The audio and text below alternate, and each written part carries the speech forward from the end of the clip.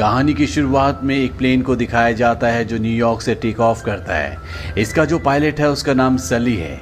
सली के साथ उसका को पायलट भी होता है। प्लेन के टेक ऑफ करने के 3 मिनट बाद जब प्लेन आसमान में 2800 फीट ऊंचाई पर होता है तभी एक पक्षियों का झुंड इनके प्लेन से आकर टकराता है, जिस वजह से प्लेन के दोनों इंजन पूरी तरह से डैमेज हो जाते हैं। सली रेडियो से कंट्रोल रूम को ये इन्फॉर्मेशन देता है। कंट्रोल रूम कहता है कि तुम्हें वापस आना होगा, हम तुम्हारे लिए रनवे खाली करवा रहे हैं। सली कहता है कि हम वापस नहीं आ सकते, हम हडसन नदी पर लैंड कर रहे हैं। कंट्रोल रूम से सली को बताया जाता है कि तुम्हारे लिए रनवे खाली करवा दिया गया है, तुम जल्दी से वापस आ जाओ। सली कहते हैं कि हम नहीं पहुंच पाएंगे, हमें हडसन नदी पर ही लैंड करना होगा, जो कि एक बहुत बड़ी नदी है। आज से पहले किसी ने भी इस नदी पर लैंड नहीं किया। कंट्रोल रूम उन्हें ऑर्डर देना चाहता है कि तुम्हें वापस आना पड़ेगा, पर इनका संपर्क टूट जाता है और सली अपने को पायलट के साथ इतने बड़े प्लेन को एक तेज झटके के साथ हडसन नदी पर लैंड करवा देता है।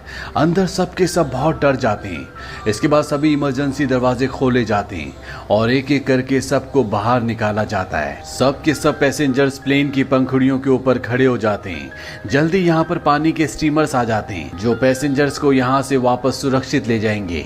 यहाँ पर हेलीकॉप्टर भी आते हैं जिसमें स्विमर्स होते हैं, वो उन लोगों को जो पानी में फंसे होते हैं उन्हें बचा लेते हैं और इस तरह से यहाँ पर सभी लोगों की जान बच जाती है। और अंत में सली और उसका को पायलट ये दोनों भी प्लेन से निकल जाते हैं। पैसेंजर्स को अब यकीन हो चुका है कि वो सब के सब पूरी तरह से सुरक्षित है। वो अपने अपने लोगों को कॉल करके इन्फॉर्म करते हैं कि वो पूरी तरह से ठीक है। दरअसल इतने बड़े प्लेन क्रैश के बाद किसी को भी यकीन नहीं होता कि उनकी जान बच गई।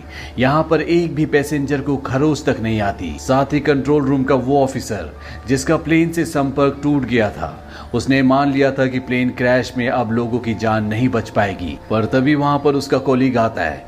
वो उसे बताता है कि प्लेन को हडसन नदी में सुरक्षित तरीके से लैंड कर दिया गया है और सब के सब यात्री पूरी तरह से सुरक्षित हैं। सली को अब इंक्वायरी के लिए बुलाया जाता है, जहां पर उससे इंक्वायरी कमेटी पूछती है कि जब आपको एयरपोर्ट वापस आने के ऑर्डर्स मिले थे तो आप वापस क्यों नहीं आए। सली बताता है कि जैसे ही मैंने लेफ्ट टर्न लिया मुझे यकीन हो गया कि मैं एयरपोर्ट वापस नहीं पहुंच सकता, इसीलिए मुझे प्लेन को हडसन नदी पे लैंड करवाना पड़ा। कमेटी उससे पूछती कि आपको ये कैलकुलेशन कैसे मिली कि आप वापस नहीं पहुंच सकते।